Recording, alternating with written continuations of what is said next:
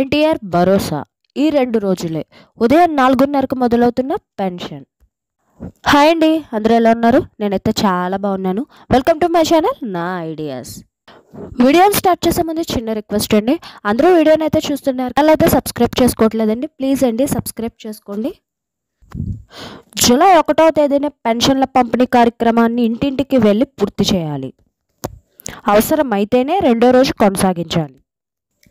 July 1వ తేదీనే 100% పెన్షన్లు పూర్తి చేయాలని, అవసరమైతేనే మాత్రమే రెండో రోజు కొనసాగించాలని సిఎస్ నీరబ్ కుమార్ అయితే కలెక్టర్లను అయితే ఆదేశించారండి.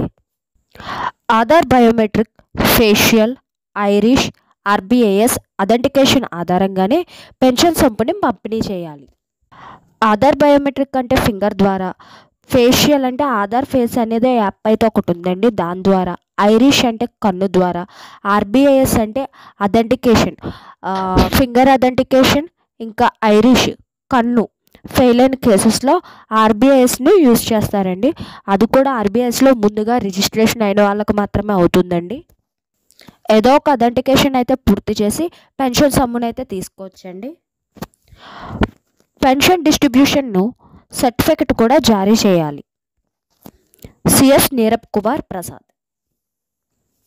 రేపు పెన్షన్ పంపిణీ నిమిత్తం సచివాలయ సిబ్బంది అందరూ ఉదయం 4:30కు తప్పకుండా హాజరు కావాలని పంచాయతీ కార్యదర్శులు సచివాలయ సిబ్బందికి ఆదేశాలు జారీ చేశారు. యుఓపిఆర్ఆర్డి హాజరగును మరియు జేసీ గారు పంపిణీ ఇన్స్పెక్షన్ ఉన్నందున అందరు సచివాలయ సిబ్బంది సమయపాలన పాటించి హాజరు కావాలని ఎంపీడీఓ పంచాయతీ కార్యదర్శికి అయితే ఆదేశాలు అయితే జారీ చేశారండి.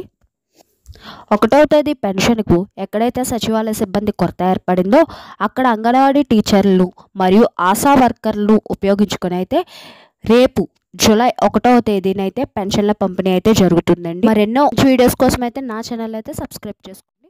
Thanks for watching.